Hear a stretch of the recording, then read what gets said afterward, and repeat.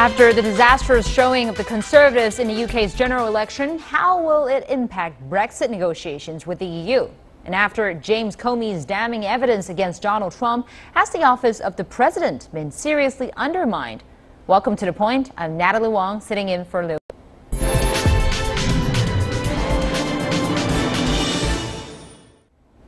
It's certainly been a memorable 24 hours in the UK, a period that Prime Minister Theresa May might well be forgiven for wishing this was just a bad dream. The results of the UK general election ended up with a hung parliament in which none of the parties were able to secure an overall majority of seats. May was quick to form a coalition with the Democratic Unionist Party and has visited the Queen to seek leave to form a government with the DUP support. Given that this election was called ostensibly to give the Prime Minister greater leverage to negotiate Brexit, how will Brexit talks be impacted, and how secure is May herself looking? Joining us from the UK is Mr. Mike Finn, Deputy Head of the School for Cross-Faculty Studies at Warwick University, and on the phone, Mr. Mike Baston, Senior Lecturer at Southampton University.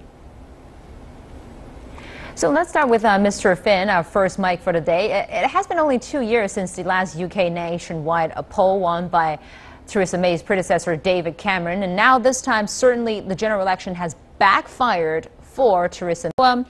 How will this impact the future negotiations, which was originally the aim of the Brexit negotiation, of this general election, rather? Well, I think the impact of the general election on the Brexit negotiations, it will change the character potentially of what is being discussed. You know, Theresa May spoke outside Downing Street within the last hour or so. She claimed that, you know, things wouldn't change, that the same hard Brexit that she was pursuing, the same mandate will be there. In reality, that's just delusional. Realistically, if she's pursuing an arrangement with the Democratic Unionist Party, then the nature of the Brexit that she's pursuing will have to change. And also, I think most analysts in this country would probably come to the view that we can't really see this informal arrangement with the DUP lasting for any great length of time. She is incredibly weaker today or yesterday, imponderably so. And as a consequence of that, in relation to the Brexit negotiations, it's really difficult to see a unified viewpoint from the UK. It's not even clear this government will last that long into the Brexit negotiations. So it really is all up in the air at the moment. Let's talk to our another Mike, Mr. Mike Baston there. Mr. Finn said earlier that the support for Theresa May is certainly very weak now, but how big is the possibility that she will be forced out of her office? She earlier said she declined to resign. So your point of view on this? Oh, it's absolutely inevitable. It's only a matter of time, and I'm sure she's realised that the game's up. That in effect her political career has come to an end.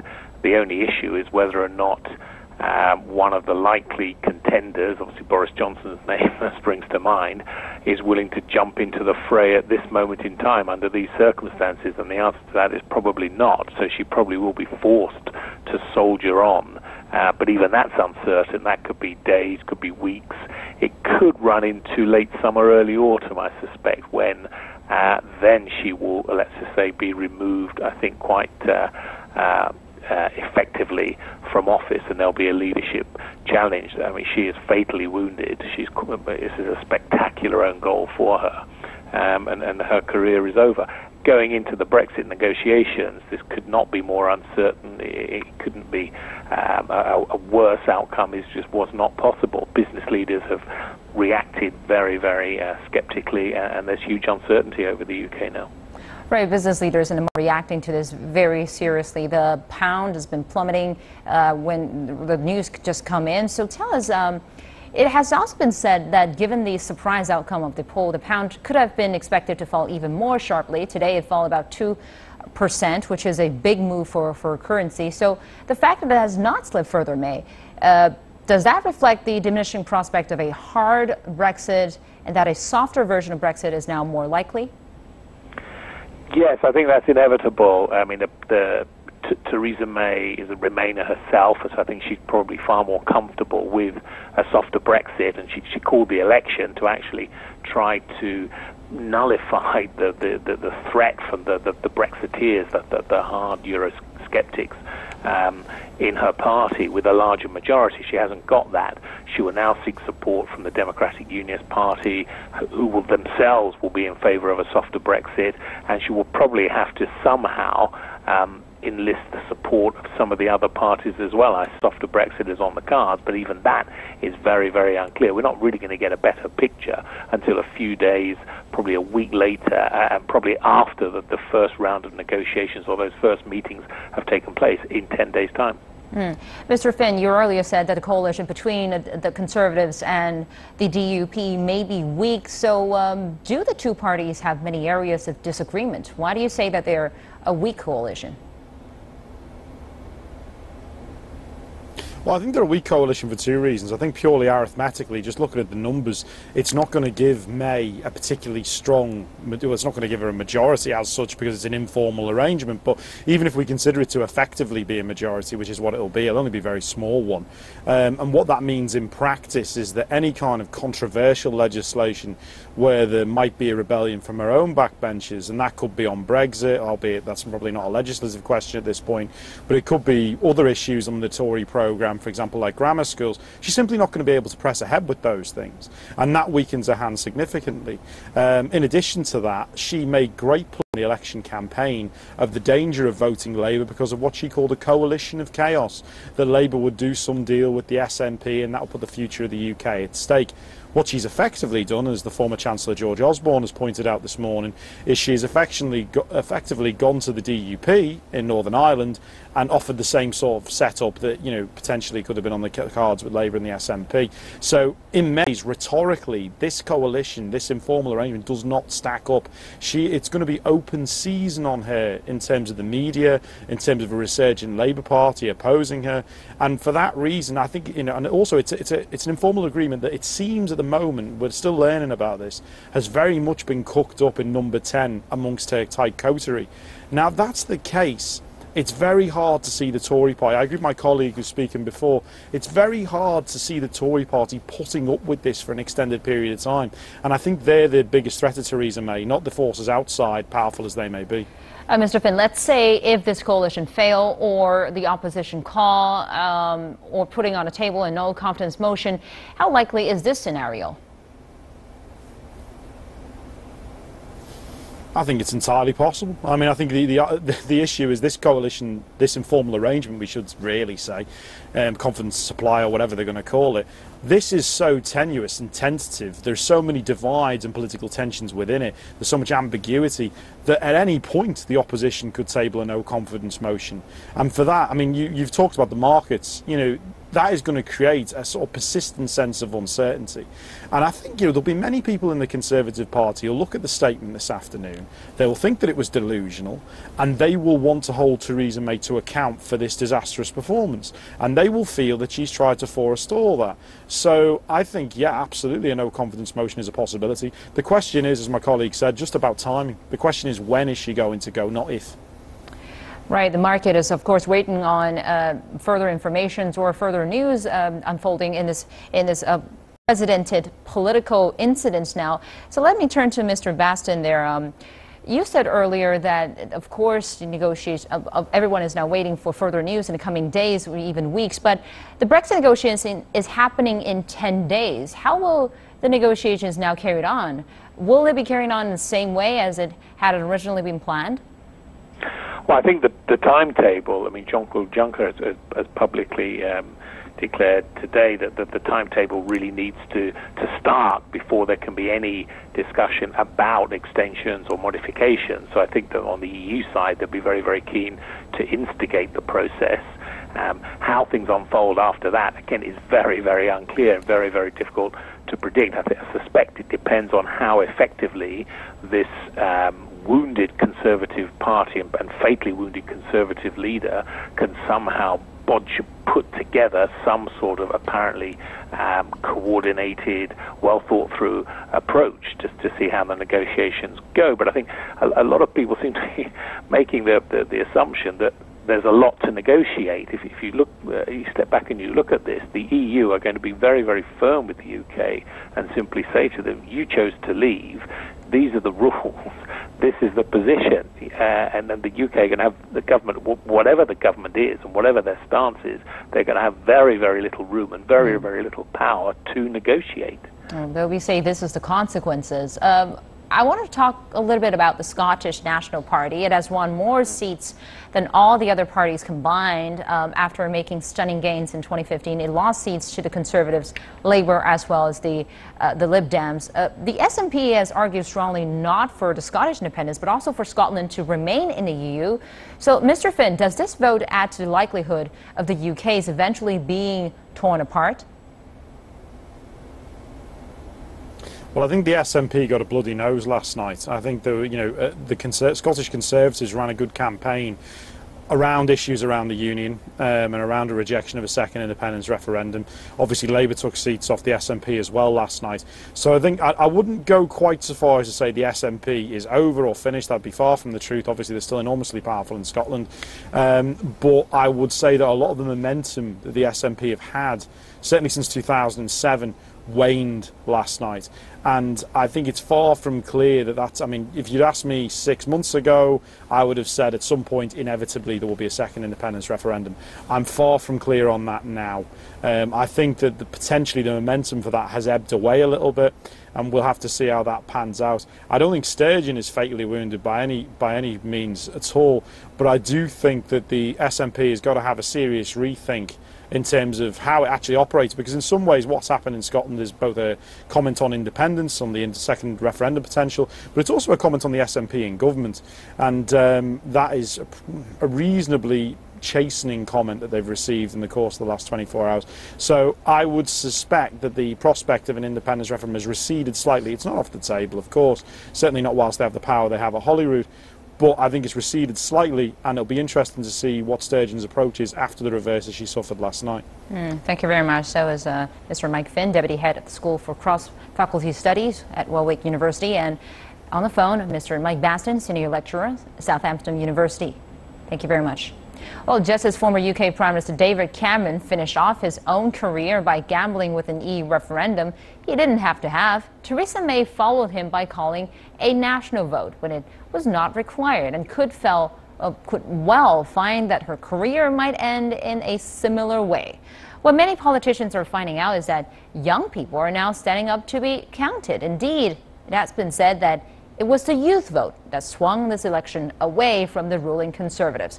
No doubt analysts will be poring over the voting figures for quite a while to come, but what is certain is that we live at a time when nothing can be taken for granted anymore. Social media, among many other things, disseminated news and opinion in a way that nothing else has ever managed to achieve previously. As Theresa May has now come to realize, there is a lot of truth in that old saying, act in haste, repent at leisure. Welcome back to The Point. U.S. President Donald Trump's integrity is withering. Trump was called a liar again and again on Thursday by former FBI Director James Comey in a high-profile congressional testimony, which media compared to a political Super Bowl as millions watch across the world.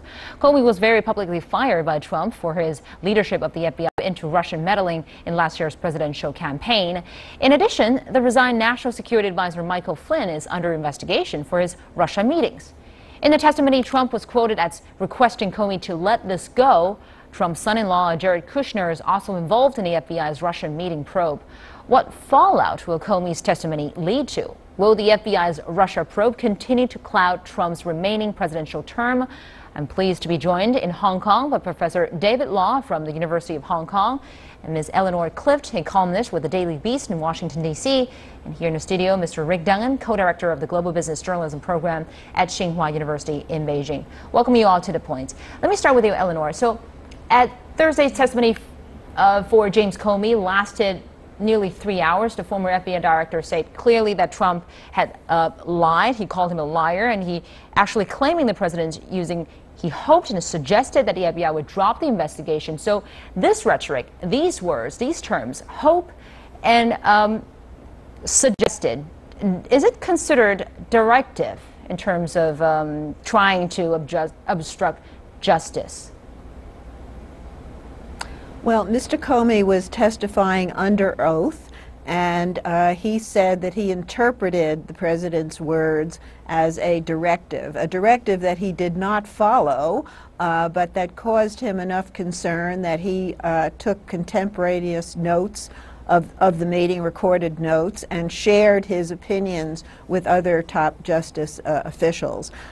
Legally, the president has now engaged an outside lawyer, and that lawyer had a press conference yesterday in which he said that Mr. Comey was not telling the truth about these exchanges with the president. And so you've got a kind of a legal confrontation set up, but the president's lawyer was not under oath. And the probe will go forward, and I think the legal jeopardy to this president has increased substantially, and obstruction of justice is one of the charges that they will be looking at.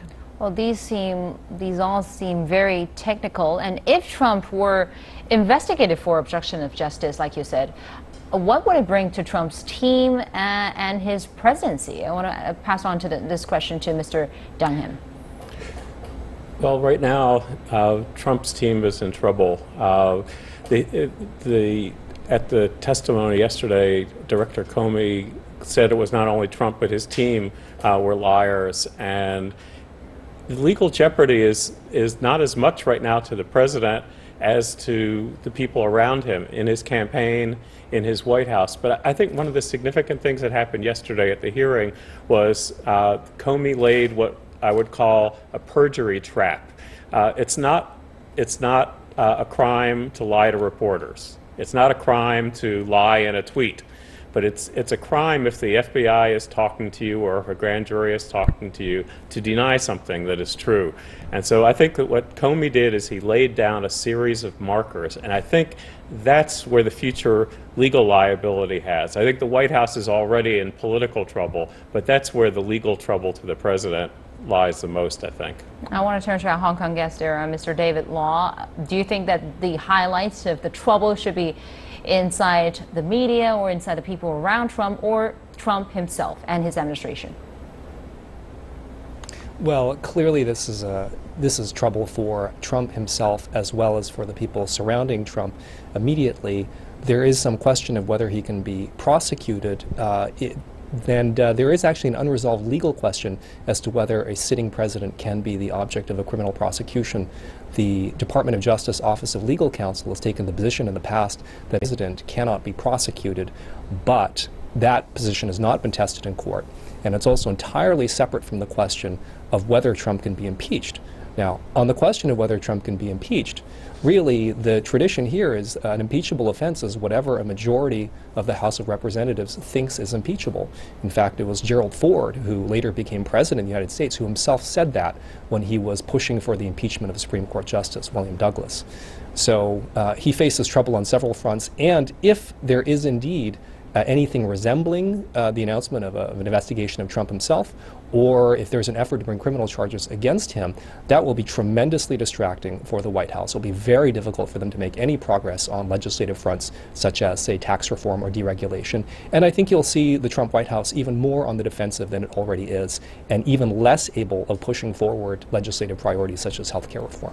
Right, before all these judicial processes start, Comey was also saying that Trump asked for loyalty from him during their one-on-one conversations. He promised honesty instead, and Trump said honest loyalty. Does that make things more difficult for the U.S. intelligence sector, which is one part of the government, technically, say that the new nominated FBI Director, Christopher Wray, to brief Trump further on Russian interference? Will that affect his investigation into Trump administration?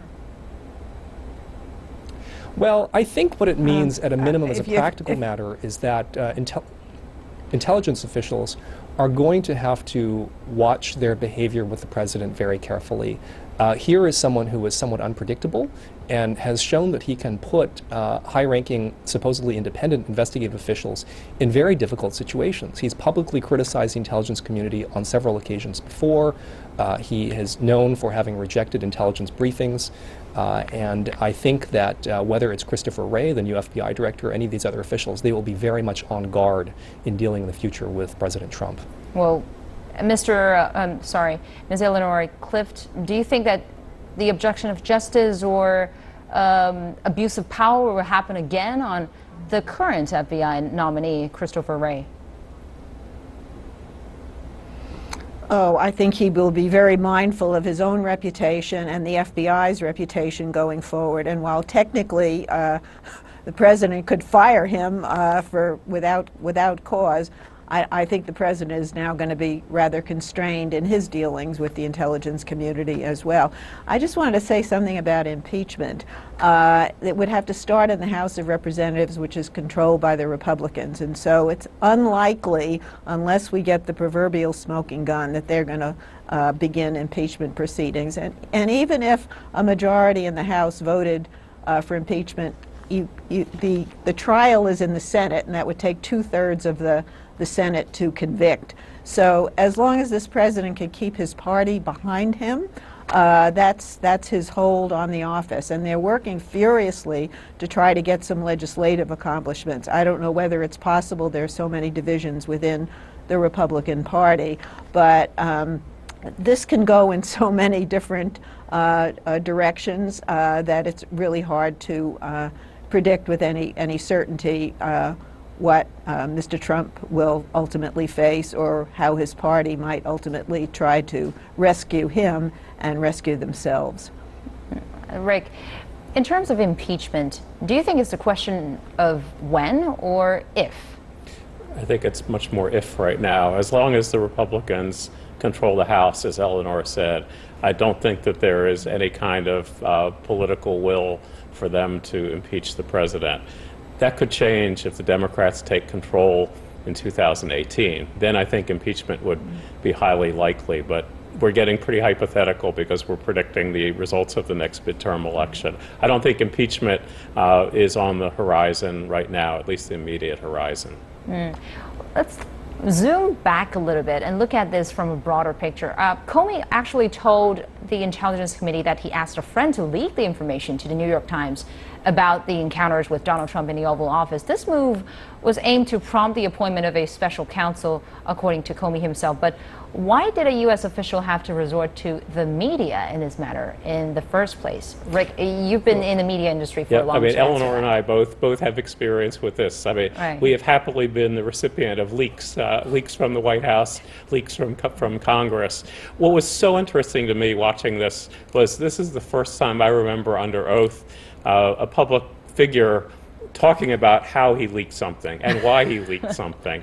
I mean, I guess as a reporter, I can't be against leaks, but I want to differentiate between this leak and leaks of classified government documents. This was unclassified. This was notes that he had written about his conversation with Donald Trump. He had not leaked them until Donald Trump lied, at least lied in Comey's mind, about that same conversation.